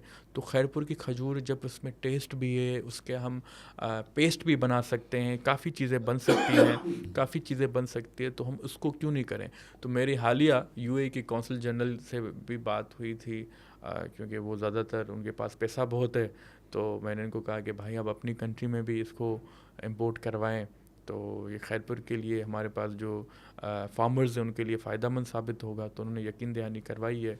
फिर ऐसे ही ओमान है, ओमान के कौंसल जनरल भी हैं। तो हम तो चाह रहे हैं कि खैरपुर की जितनी खजूरें हैं, उसके बाद इकनॉमिक जोन का एक फ़ीचर नया आ गया है, तो उसमें जितना काम कर सकते हैं वो करें। सर आपने इकनॉमिक जोन का जिक्र किया, लेकिन हम देख रहे हैं जहाँ पर इकनॉमिक जोन की ज़मीन ली गई है अभी से करप्शन शुरू हो गई, वहाँ दीवारें गिर गई हैं, वहाँ पर वो कोई कुछ नहीं बन सका है। पूरे अगर कराची से बाहर निकलें तो कितने इकनॉमिक जोन बनाया गया, लाड़काना में, मिट्टी में, कोई एक कामयाब होते हुए मैं नजर आपको आया एक है? बात बताऊं, खैरपुर वाला इकोनॉमिक जोन, क्योंकि मैं अभी हालिया गया था देखने, इसमें 3 फैक्ट्रीज ऑपरेट हो रही हैं, 3 फैक्ट्रीज ऑलरेडी ऑपरेट हो रही हैं। और लोगों ने क्या किया, इसको इंडस्ट्रियल पॉइंट ऑफ व्यू से लेके रख दिया है। अब जिनके पास ब्रेन होगा, जिनके पास मार्केटिंग होगी, जिनके पास इन्वेस्टमेंट होगी, तो वो वहाँ पे फैक्ट्री लगा सकेंगे। गवर्नमेंट का इनिशिएटिव ये है कि हम आपको सब्सिडाइज कर सकते हैं, हम आपको पब्लिक प्राइवेट पार्टनरशिप यहाँ पे इस्तेमाल कर सकते हैं इकोनॉमिक जोन पे, और हालांकि करनी चाहिए। अब हमने क्या किया अपनी लेवल की सतह पे, हमने कहा है कि भाई लोगों को इंकरेज किया कि कोल्ड स्टोरेज आप खोलें, क्योंकि खजूरों की तादाद, वो फ्रेशनेस वो मौजूद होगी। अब रमज़ान में तो खजूरें नहीं होती, यही सीज़न है जिसमें खजूरें हो गई हैं, तो वो हम एक्सपोर्ट भी कर सकते हैं, लोकली भी हम कर सकते हैं, ज़रूरी नहीं है कि एक्सपोर्ट, लोकली हम सप्लाई कर सकते हैं। तो खजूर मंडी तो हमारे पास बहुत है। अब कितना लोग उस पर इंटरेस्ट लेते हैं, क्योंकि यहाँ पे है गरीब तबका, वो क्या कहते हैं, जिनके पास ज़मीनें होती हैं वो फार्मर्स को देते हैं, वो उनको मौकादा देते हैं, फिर वहाँ से वो सेल करते हैं लोकल लेवल पे। हम एक स्टेज ऊपर लेके आ रहे हैं कि कोल्ड स्टोरेज बना के हम खुद ही कराची में, कभी कौन से सूबे पे वहाँ पे करें डिस्ट्रीब्यूट, फिर उसके बाद यहाँ सक्सेसफुल होता है तो फिर हम आउट ऑफ कंट्री लेके जाएं। आप लोगों ने अपनी कितनी फैक्ट्रियाँ लगाई वहाँ? फैक्ट्री, हम गरीब लोग, फैक्ट्री क्या सर एक ही वो कॉटन फैक्ट्री है, और बस 2-3 कॉटन फैक्ट्रीज ही है। सर रोज़गार जब तक नहीं बढ़ेगा, जब तक आप प्राइवेट मेरा सनतें वहाँ नहीं आएंगी। मेरा एक इनिशिएटिव था कि जब मैं एमपीए की कैंपेन में कर रहा था, तो मैंने कहा सीमेंट फैक्ट्री मैं अपनी तरफ से बनाऊंगा। बट 4-5 दोस्तों से मैंने बात की है, हमने कहा है कि हम मिलके कोई बनाएं खैरपुर में। वो 2-3 उसमें आमादा हो गए हैं, 2-3 ने अभी टाइम लिया सोचने का। सीमेंट फैक्ट्री बनती है तो इसमें काफ़ी रोज़गार आ जाएगा। इससे दूसरा मैं आपको बताना चाह रहा हूँ, जो वोकेशनल ट्रेनिंग कोर्सेज़ है, हमारे पास काफ़ी इमारतें पड़ी हुई हैं जो खाली हैं, उसमें अगर ट्रेनिंग हो कि ये चीज़ ऐसे बन सकती है और लोगों को वो हुनर आ जाए। अभी आप ड्राइवर को किसी को लेते हैं पर मंथ में 30 से 40 हज़ार आपसे लेता है, बावर्ची आपसे 30 से 40 हज़ार लेता है, तो ये अगर आप सीखेंगे तो हमें भी मिल सकते हैं। इससे अच्छा है कोई बैंक में जॉब मिल सकती है, कहीं पे लोग कहते हैं स्किल्स आपके पास होंगे तो हम आपके पास को रखेंगे, तो यही चीज़ें। तो इस पर काफ़ी हमारा ज़ेबटेक की टीम है, शहीद जुल्फ़िकार अली भुट्टो इंस्टीट्यूट वाली टीम है, वो आई थी विज़िट पे, उन्होंने समरी भी बनाई है, होपफुली वो भी हो जाएगा। तो हम तो चाहते हैं कि खैरपुर के लिए, कोडीजी के लिए कुछ बेहतरी आए। सर किसी ज़माने में खैरपुर पहचान थी मीरों की वजह से, फिर पीर साहब पागारा साहब की वजह से, अब किसकी वजह से पहचान है? खैरपुर की अपनी आइडेंटिटी है। मैं समझता हूँ कि एक कोटजी फोर्ट है, फेज़ महल है हमारे पास, शीश महल है, मेहरानू है, नारा डिज़र्ट है, काफ़ी चीज़ें हैं जो हिस्टोरिकल हैं। 1955 तक तो हम स्टेट का हिस्सा थे, उसके बाद फिर हमने अलहदगी इख्तियार की है। बट मेरे ख्याल से सबको क्रेडिट जाना चाहिए। खैरपुर सबकी पहचान है। मैंने जब असेंबली की तकरीर की थी तो मैंने खैरपुर और कोटडी दोनों का जिक्र किया था। हम तो चाहेंगे कि इसमें कोई शाह अब्दुल लतीफ़ यूनिवर्सिटी है, काफ़ी बड़े बड़े सियासतदान वहाँ से निकले हैं, तो इन इंस्टीट्यूट्स को हमें बरकरार रखना है। ऐसे ना हो कि कुछ टाइम के बाद इनकी क्रेडिबिलिटी पे काफ़ी इशू आए। तो ये चीज़ें होती हैं। अब हम काफ़ी विज़िट करते हैं, मैं शाह अब्दुल लतीफ़ यूनिवर्सिटी भी जाता हूँ, हमारे जो खैरपुर की सिविल हॉस्पिटल है वहाँ भी जाता हूँ। इवन दो कोई पेशेंट हो ना हो, हमारा फैमिली का हो ना हो, पर ऐसे विज़िट के लिए कि आम आदमी को कैसे ट्रीटमेंट मिली जा रही है वहाँ पे, आम आदमी को कैसा वो देख रहे हैं। लेकिन हमारे पास जो फुटेजेस आते हैं वो तो बहुत बुरी हालत है। सिंह कभी कभी वहाँ होता है, स्ट्रेचर नहीं होता है, गधे गाड़ी पे लोग लेके जाते कभी हैं। कभी ऐसा होता है। मैं आपको एग्जांपल देता हूँ 1122 की, अपने हल्के की ना। 1122 अप्रूव हो गया, अभी तक एम्बुलेंस नहीं मिली। तो आप खुद समझ सकते हैं, तो फिर पेशेंट को अगर कुछ होता है तो वो कैसे जाएगा। तो यही मैंने सिंध असेंबली में तकरीर में भी बात की थी। तो अब कहने का मकसद ये है कि खैरपुर सिविल हॉस्पिटल के पास फ़ंड भी है, वो तो उन इंतज़ामी की ज़िम्मेदारी है ना कि वो कैसे उसको डील कर रहे हैं। मुझे आप कोई चीज़ दे रहे हैं, मुझे 2 सालों के लिए 50 करोड़ मिलेंगे, तो मैं ड्रेनेज पेपर दूंगा, तो फिर मेरी जिम्मेदारी है कि मैं वहाँ पे जाके देखूं कि भाई कॉन्ट्रैक्टर ने पूरा काम किया है, नहीं किया, क्वालिटी है नहीं है, वो मेरी जिम्मेदारी है। ऐसे ही इनको देखना चाहिए हॉस्पिटल इंतज़ामिया को। ये देखते ही नहीं है। आप जाए ना, मैं तो आप जाता रहता देखें, हूँ, आप मैं तो उनसे विज़िट हिसाब करता लें। रहता हूँ, मैं तो विज़िट करता रहता हूँ। आप उनसे पूछे ना कि स्ट्रेचर नहीं है आपके पास, लोग देखें, जो है ना वो पैदल लेके जाते हैं। मैं आपको एग्जांपल पेशेंट दूं, खैरपुर सिविल हॉस्पिटल में तो एम्बुलेंसेस मौजूद हैं, बट सवाल ये है कि वो उस टाइम पे अवेलेबल होती हैं जब किसी का एक्सीडेंट हो या पड़ी हुई है। वो तो पॉलिटिकल लोगों के इस्तेमाल में आ रही हैं, पेशेंट्स को तो मिल ही नहीं पा पॉलिटिकली रही। हमें तो कभी नहीं मिली, आपको नहीं मिली होंगी ना, हाँ हाँ, आप हमें नहीं तो लेते कभी नहीं हैं, मिली। बाकी जो लोग हैं अब ये आइडिया वो नहीं है, यूज़ बट करते हैं। ये तो एक 1122 एक अच्छा इदारा आ गया, वहाँ पे भी काफ़ी चीज़ें, एम्बुलेंस कहते हैं फ़ोन करो 1122 को, आपको दे देते हैं विदिन 5 मिनट्स। अच्छी बात है, किसी गरीब की हेल्प हो जाए। बाकी जो हमारा जो डिस्ट्रिक्ट वाले इंतज़ामिया हैं वहाँ पे थोड़ी लेजीनेस है वहाँ पे, इसलिए बार बार जाते रहते हैं। बट उनको भी थोड़ा होता है कि यार बार बार क्यों चक्कर लगा रहे हैं, क्या है। हालांकि हमें लगाना पड़ेगा, हमें लोगों ने इलेक्ट किया है तो अपने हल्के के लिए खिदमत तो करनी है। आप अपनी पार्टी पे कितनी तनकीद करते हैं, वो कितना बर्दाश्त कर लेते हैं? मैंने कभी भी तनकीद नहीं की। हाँ, असेंबली में लोगों को ऐसा लगा कि जो मेरी बजट की तकरीर थी इस दफ़ा वो तनकीद वाली थी। काफ़ी हमारे जो पार्लियामेंटेरियंस हैं उन्होंने भी कहा, पार्टी लीडरशिप पे ने भी कहा, मतलब इन उस बात पे। बट यहाँ पे क्रिटिसाइज़ अगर हम करते हैं तो बुरा नहीं मानते। वो कहते हैं कि भाई अपने हल्के के लिए बात कर रहा है, नौजवान है, हल्के के लिए बात कर रहा है, तो ऑब्वियसली कुछ चीज़ें हैं जो उनको सही करनी चाहिए, वो कर भी रहे हैं ऑब्वियसली। लेकिन अगर हमेशा मैं कहूँ कि भाई 100% काम हो रहा है तो वो नाइंसाफ़ी होगी। मैं चाहूँगा जहाँ कोताहियाँ मैं वहाँ बताऊँगा, पार्टी को भी बताऊँगा, फिर पार्टी अपने हिसाब से वो एक्शन लेती है, उस हिसाब से करती है, हेल्प करती है, असिस्ट करती है, वो उनकी मेहरबानी होती है। आपकी पार्टी में हम देख रहे हैं कि बहुत सारे पुराने लोग अब एक्सपायरी में चल रहे हैं, तो बिलावल साहब भी कहते हैं कि नई क़यादत आनी चाहिए, आप क्या चाहेंगे? सही, कोई भी हुकूमत चलाने के लिए नौजवान और एल्डर दोनों का साथ होना लाजमी है।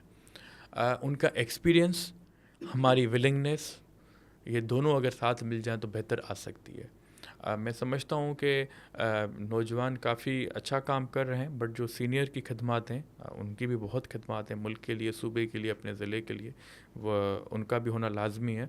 बट अंडर देयर गाइडेंस हम अच्छा काम कर सकते हैं। अभी भी गुंजाइश है? बिल्कुल, बहुत गुंजाइश है। आपने क्या सोचा, अभी तक क्या कर सके हैं? मैं 8 चीज़ें लेके गया था सीएम सिंध के पास। जब मैं ऐसे ही एमपीए बना, इलेक्ट बना, हमारी मीटिंग हुई थी 1-on-1, तो मैंने उनको कहा था पहले कि जो हमारे पीएचडी का इशू था, जो हमारे पीएचडी टीचर्स 14 ग्रेड के थे, मैंने उनको कहा कि हमारे 40 से जो पास हुए हैं वो हुए हैं 288, हमें मज़ीद गुंजाइश है। तो उन्होंने थोड़ी बहुत उसमें हेल्प की मेरी। फिर गेम्स हॉस्पिटल के लिए मैं गया था, कोडजी रिजॉर्ट के लिए गया था, वोकेशनल ट्रेनिंग सेंटर्स के लिए गया था, आईटी सेंटर के लिए गया था। काफ़ी चीज़ें हैं हमारे पास। बारिशें होती हैं तो एक बंद है, उसको कुर्ती बंद, उसके लिए मैं गया था। शाहनवाज पंपिंग स्टेशन के लिए गया था। तो मैं जब भी जाता हूँ सीएम साहब कोऑपरेट करते हैं, बट ये है कि मतलब काम कितना होता है वो उस पे थोड़ा इशू होता है, बट होपफुली हो जाता है। अच्छा हलाल साहब, ये भी बताएं कि आप अपने हलके में कितना टाइम देते हैं महीने में, और कितना आप हलके से बाहर रहते हैं? जो लोग शिकवा मुझसे करते हैं कि भाई आप जब खैरपुर चले जाते हैं तो आप खैरपुर ही रह रहते हैं, मैं 15 दिन तकरीबन 1 महीने में उधर होता हूँ, 15 डेज़ इधर होता हूँ। अब जब मैं 15 दिन उधर होता हूँ तो लोगों, जितने भी हमारे पॉलिटिशियंस हैं वो अमूमन क्या करते हैं, वीकेंड्स पे आते हैं या 4 दिन 5 दिन रहते हैं, वो चले जाते हैं कराची। मैं कहता हूँ नहीं, 10 से 15 दिन एक ही जगह पे रुकूँ ताकि यहाँ के सारे काम मैं निपटा के फिर कराची आऊँ। तो लोगों की मोहब्बत भी है सर, रोज़ाना लोग आते हैं। हमारा स्केजूल ये होता है कि सुबह 12 बजे से लेके 4 बजे तक लोग होते हैं, उसके बाद फिर हम टी पार्टीज़ हो गई, कंडोलेंसेस हो गई, या लोगों से कोई पीपल्स पार्टी में शामिल इख्तियार कर रहा है, किसी की शादियां हो गई, हर जगह पे जाते हैं, इवेंट्स पे जाते हैं। फिर कभी कभी हम मीटिंग्स करते हैं कि भाई हमारी स्कीम्स कौन कौन सी रहती हैं, विज़िट करते हैं स्कीम्स का, ख़ास करके पेवर एंड ड्रेनेज का, रोड्स कहाँ तक पहुँचे, कौन सी स्कीम का भी इफ्तिताह करना है, ये सारे डिस्कस करते रहते हैं। खुली कचहरीज़ होती हैं हमारे पास कॉन्स्टिट्यूंसी में, जहाँ पे लोग आते हैं, ऑफिसर्स भी बैठते हैं। तो काफ़ी चीज़ें हैं जो हम करते हैं। अभी मैंने आपको बताया, अभी भी जैसे जाऊंगा तो सोलर फिर दोबारा डिस्ट्रीब्यूट करूंगा कुछ यूनियन काउंसिल्स में, तो ये चीज़ें हैं। फिर हमारा जो Sindh people's housing for flood affecteds का प्रोग्राम चल रहा है, हाउसेस वाला, वो औरतें आएंगी, फिर उनको हम लैंड पोजीशन टाइटल्स देंगे। तो ये काफ़ी चीज़ें हैं जो हम करते आते हैं। अच्छा, हम देख रहे हैं कि बहुत सारे मुंतखब जो अरकान असम्बली हैं जी, वो गांव गोठों में नहीं रहते हैं, वो यहाँ कराची में ठंडी मशीनों में पड़े रहते हैं। वो लोग बेचारे गांव वाले परेशान होते हैं। तो आपको क्या ठंडी मशीन अच्छी नहीं लग रही? सही, मैं चाहता हूँ कि इजीली एक्सेसिबल हूँ मैं लोगों के पास। कराची में भी अगर मैं होता हूँ ना, यहाँ पे भी कोई टाइम नहीं होता। कोई गांव का अगर आ जाता है दोस्त, वो कॉल करता है कि मैं आ गया हूँ, तो अभी आपका प्रोग्राम ख़त्म होने के बाद फिर मैं उनके पास जाऊँगा घर पे, वहाँ उनसे मुलाकात करूँगा, क्योंकि वो दूर से आए, मेरे लिए आए। खैरपुर में तो आपको पता है 12 से 4 घंटे में वहाँ बैठता हूँ डेली, जब खैरपुर में होता हूँ। गर्मियाँ सर देखें, हर वक्त हालात ऐसे नहीं होते, कभी मुश्किलातें भी होती हैं। आज हम हुकूमत में बैठे हुए हैं, कभी हम हुकूमत में नहीं भी होंगे, तो हर जगह पे ऐसी आपको नहीं होगी, वो एम्बियंस नहीं मिलेगा, वो एनवायरनमेंट नहीं मिलेगा। सियासतदान को हर चीज़ के लिए तैयार होना चाहिए, कोई भी चीज़ आ सकती है। कामयाब वही होता है। बेनज़ीर साहिबा को देख लें, कितनी जेलें काटी, जुल्फ़िकार अली भुट्टो साहब को देख लें, ज़रदारी साहब को देख लें, 11 साल जेल काटी। तो अदी फरियाल को जिस तरीके से लेके गए थे, पर कहने का मकसद ये है कि इवन तो मेरे वालिद साहब जेल में रहे हैं काफ़ी टाइम, 8 साल के करीब रहे हैं, तो मुझे भी ये होता है कि मैं इतना आवाम के साथ रवैया अच्छा हो कि अगर कभी हम अपोजिशन में भी हों तो आवाम हमें याद करे। अच्छा, हम यहाँ देखते हैं कि बहुत सारे जो वज़ीर कबीर मशीर हैं, उनमें काफ़ी तकब्बुर गुरूर आ गया है। वो समझ रहे हैं कि शायद सारी उम्र के लिए यहाँ हुकूमत में रहेंगे। आप फील करते हैं ये बात? सही, हम तो असेंबलीज़ में ही मिलते हैं सारे पार्लियामेंटेरियंस, सच ऑफिस कभी जाना हुआ नहीं है। आपने उनमें प्राउडनेस देखा है या नहीं देखा है? पता नहीं, मेरे सामने तो नहीं किया, किसी और के सामने किया हो, क्योंकि उनको पता है हमारा भी फैमिली बैकग्राउंड, मिनिस्ट्रियाँ हमारे पास भी रही हैं, तो हम तो सच किसी को इतना काम कहते नहीं हैं। अगर कहते भी हैं तो जिनसे उम्मीद होती है उनको कहते हैं। तो काम जब सारे वज़ीर काम करते हैं? से मेरा सारे वज़ीर करते होंगे या नहीं, पर मैं अपना आपको बता रहा हूँ कि जिनसे मेरा काम होता है तो मैं उनको कॉल या मैसेज कर लेता हूँ, चले भी जाते हैं। कुछ आपको ख़ुद को सबसे अच्छा वज़ीर कौन लगता है? सारे अच्छे लग रहे हैं सर, सारे वज़ीर अच्छे हमारे लिए, सारे अच्छे हैं सर, पीपल्स पार्टी के हैं, सारे अच्छे हैं। लेकिन रेस्पॉन्स सबसे ज़्यादा कौन देता है? सारे ही देते हैं सर रिस्पांस। रिस्पांस वो मुझ पे है कि मैं किसी को कॉल करता हूँ या किससे मुलाकात करता हूँ। ऐसे तो अब देखें ना, मेरे पास भी कोई आता है तो मैं भी सबको ही रिस्पांस अच्छा दूंगा। कोई भी वर्कर आएगा, काम किसका हो जाता है, किसका नहीं हो पाता। अब ये मिनिस्टर्स पे हमने इतना किसी को इतना तंग नहीं किया, किसी मिनिस्टर को भाई ये काम करके दो, क्योंकि हमने आपको बताया कि ट्रांसफ़र पोस्टिंग तो हम कराते नहीं हैं अपने हल्के के लिए। तो बेसिकली हमारा कोई काम है ही नहीं। स्कीम्स मिली नहीं, जो हमें 50 करोड़ की मिली वो सबको मिली हैं, तो वो तो बस काम। लेकिन हम देख रहे हैं कि 15-17 साल पहले जो लोग यहाँ छोटी छोटी गाड़ियों में आ रहे थे, वो सब V8 पे और बड़ी बड़ी गाड़ियों में आ रहे हैं। ये पैसा कहाँ से आया उनके पास? ये तो उनसे पूछना चाहिए जो थे सर। आपको फील नहीं हो रहा है कि वो ऐसे नहीं थे, एकदम से कैसे हो गए? सर उनको पता होगा, बट शो ऑफ नहीं करना चाहिए, आजिज़ी इख्तियार करनी आजिज़ इख्तियार चाहिए, करनी है। सबसे अच्छा रवैया होना चाहिए। अच्छा सर, पीपल्स पार्टी के पास जो है वो डाई हार्ड कारकुन रहा है हमेशा। अब हम देखते हैं कि कारकुनान भी शुरू हो गए हैं। वो कहते हैं कि भाई जब सारे वज़ीर मशीरों के पास पैसा है तो हमारे पास भी आना चाहिए।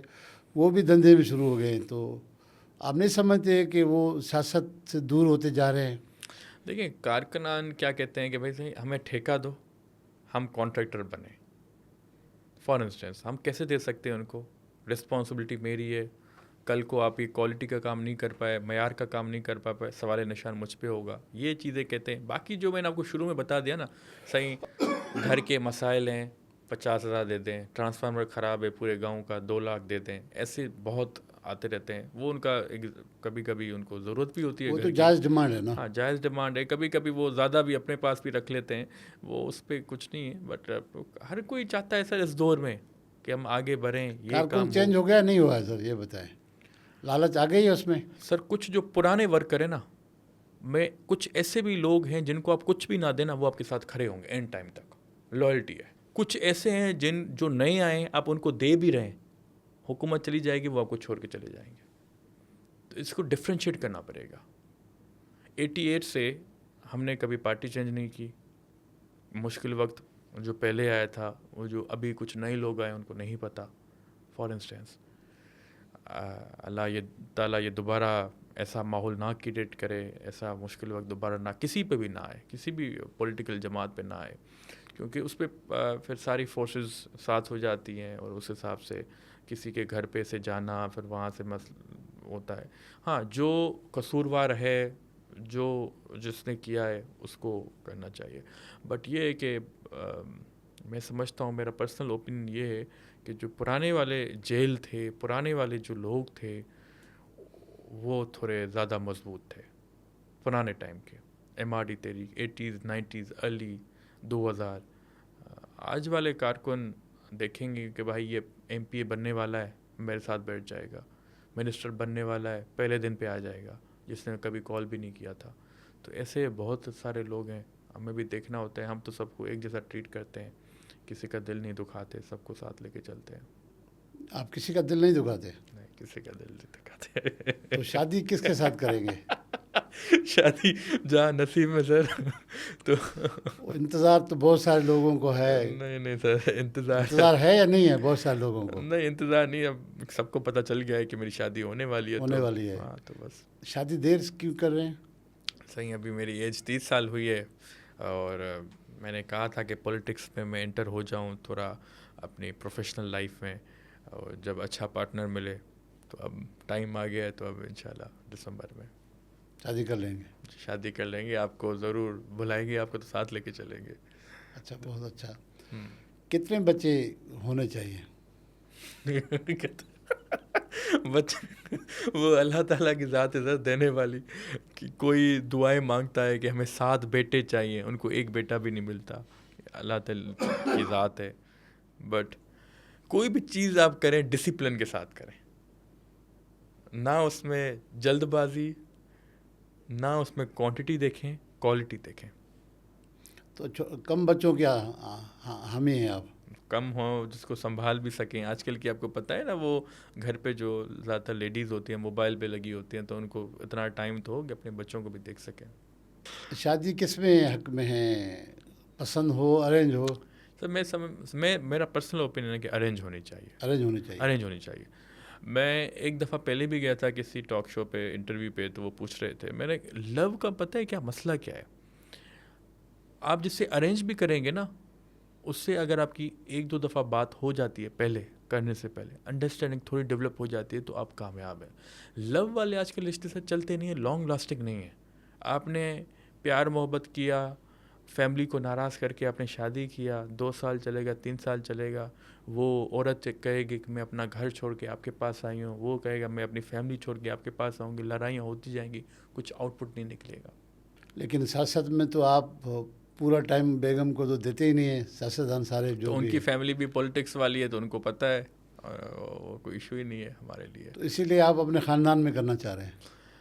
ख़ानदान वाला मुझे ऑप्शन बेटर लगा, नहीं तो बाहर से भी थे, बट ख़ानदान वाला हमने कहा कि ज़्यादा बेहतर होगा, क्योंकि अगर मैं बाहर से भी करता तो वो भी पॉलिटिकल फैमिलीज़ थी, उनको पता था कि भाई ऑब्वियसली अपने स्केड्यूल्स में अपने टाइम्स में यहाँ पे नहीं होंगे, बट उनको एक चीज़ पता थी कि केयरिंग एंड काइंड बहुत है, लविंग बहुत है, तो वो उनको कभी डिफ़िकल्टी नहीं होगी। तो हर कोई चाह रहा था, बट जहाँ नसीब हुआ अच्छा हुआ। अच्छा, जब आप हल्के में होते हैं, गर्मी भी ज़्यादा हो, बिजली भी ना हो, हम देखते हैं लोग बहुत आपको तंग करते हैं, यहाँ से कोई पकड़ता है, कोई यहाँ से, तंग होते हो? नहीं नहीं, तंग क्यों होंगे सर? वालिद साहब ने कभी किसी को ऑफ नहीं किया तो हम कैसे कर सकते हैं सर? ये तो हमारे लिए ऑनर की बात है कि लोगों पे हम पे इतना ट्रस्ट है। अब आपको मैंने एग्जांपल दिया, हैदराबाद वाला आदमी भी वालिद साहब के पास है, उन्होंने उनको लेके दी। हमारे पास, मेरे पास भी इवन कोई भी आता है ना, मैं ये देखता नहीं हूँ मेरे हल्के क्या क्या है, अगर हाँ काम हो सकता है तो भाईजान ये आ रहे हैं कि आप हेल्प कर दें, वो चला जाता है, अब हो गया तो हो गया, तो हम कोशिश करते हैं सर। कभी इत्तेफाक हुआ है हल्के में ऐसा बंदा आया हो, उसने ऐसी फरमाइश की हो जो आपके बस की बात नहीं हो? हाँ, अभी एक बंदा आया था ना मेरे पास, उसने कहा था कि मुझे आप करोला लेके दे, करोड़ लेके दो। करोला लेके दे। वो तो मैंने कहा भाई आपको मोटरसाइकिल लेके देते हैं नई वाली, वो भी 1.5-2 लाख की। उसने कहा नहीं मुझे करोला लेके दो, मंजूर साहब ने 2011 में दी थी, आप भी दो। मैंने कहा कि चलो इंशाल्लाह शादी के बाद देख लेंगे, कोई यूज्ड वाली आपको करोला लेके देंगे। अगर आपने नहीं दिलाया तो?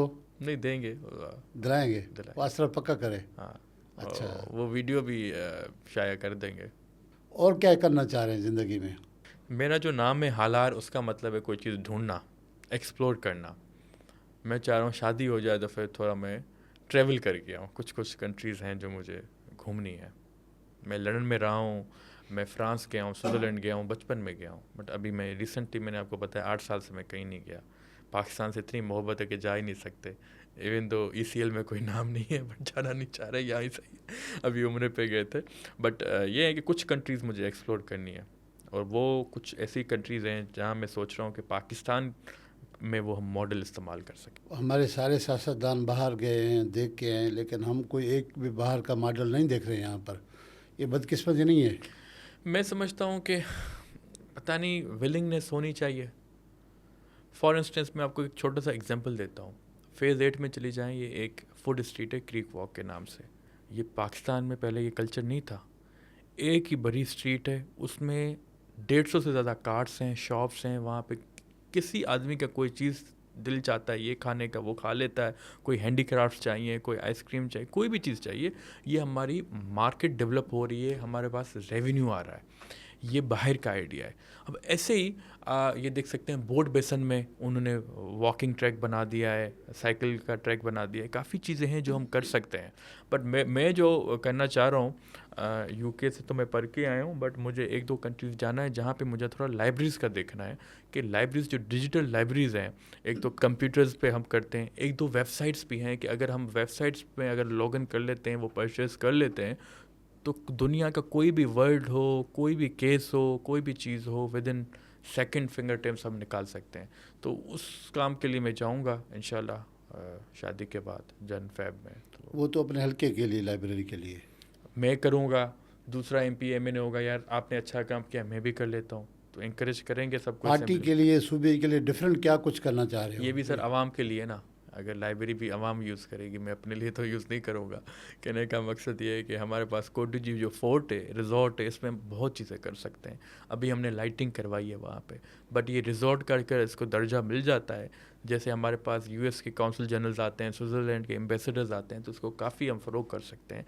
ये भी एक असासा है हमारे पाकिस्तान के लिए सूबे। लेकिन बदकिस्मती से उतनी तवज्जो नहीं दी जा रही है। लास्ट ईयर हमने मैराथन रेस करवाया था, कोट डिजिटल सखर। यहाँ पे 1900 लोग आए थे, कंटेंडर्स जो भागने वाले थे, 42 किलोमीटर्स भागे थे फ्रॉम कोट डिजिटल सखर। तो ये भी एक अच्छी अचीवमेंट थी। हमने पीर मोहन शाह साहब के साथ हेल्प उनके साथ थी, हमने किया था, कोलेबरेट किया था। इस दफ़ा भी हो रहा है दिसंबर में। हम तो चाहते हैं कोई नई चीज़ हो ताकि लोगों को पता भी चले। कोट डिजी फोर्ट एक हिस्टोरिक फोर्ट है, 1795 में कंप्लीट हुआ है, तो 200 सदियों पुराना है। तो काफ़ी चीज़ें हैं जो मेरे माइंड में हैं, बट सिंस के पहले साल में इतना काम नहीं हो पाया, क्योंकि हम फरवरी में इलेक्ट हुए, जून में बजट हो गई, उसमें कुछ नहीं हो पाया। इस वाली बजट में भी सिर्फ हमें जो 50 करोड़ 2 साल के लिए मिले हैं, उसके अलावा कुछ नहीं है, नई स्कीम कोई नहीं ली गई। होपफुली अगले साल में सारी जो हमारी स्कीम्स हैं वो टेकअप हो जाएंगी तो कुछ बेहतरी आएगी। इस एज में कोई बड़ी ख्वाहिश एक ही है कि सर अगर मौका मिला इंशाल्लाह ज़िंदगी में तो खाना काबा के अंदर जा सकूं, यही ख्वाहिश है। अंदर आप खाना काबा में जी सजदा देना चाह रहे हैं। जी। अपने हलके के लिए, सिंध के लोगों के लिए कोई मैसेज? देखिए, मैं हमेशा यही अर्ज़ करता हूँ कि हमारे पास काफ़ी नौजवान हैं, हमारे पास काफ़ी इंटेलेक्चुअल्स हैं। कुछ ऐसा हम काम करें अपने हलके के लिए, अपने सूबे के लिए, अपने मुल्क के लिए, अपने गली के लिए, अपने स्ट्रीट के लिए, कि जिसमें लोगों को एक शऊर आए। मैं समझता हूँ कि लोग आपको याद करें।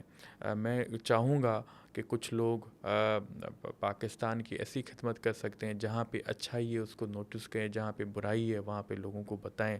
ये भी एक पॉजिटिव इम्पैक्ट जाएगा। कोशिश करें कि आप कुछ लिखें, लिखने से बहुत इम्प्रूवमेंट आती है इंटेलेक्चुअल, ख़ास करके जो हमारे नौजवान हैं।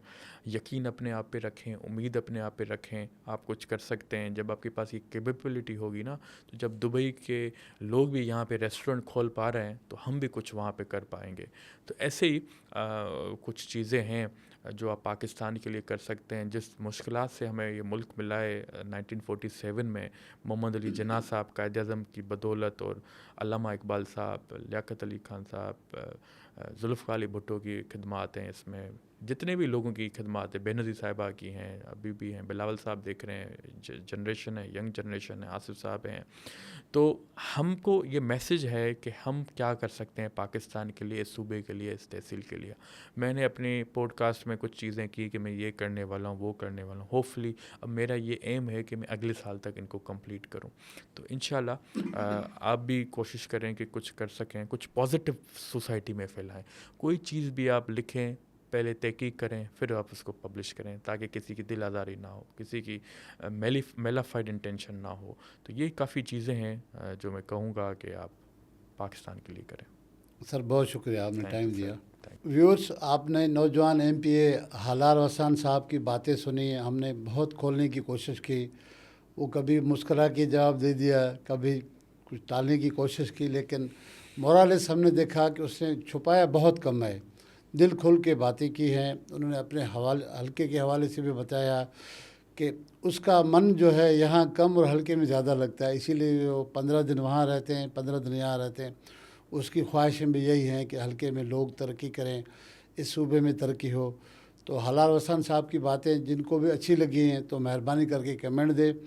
अगर उनके लिए कोई कमेंट और भी देना चाह रहे हैं तो मंसूरनामा के मेरे यूट्यूब पे इस पर आप कमेंट दे सकते हैं, उन तक कमेंट आपके पहुंच जाएंगे।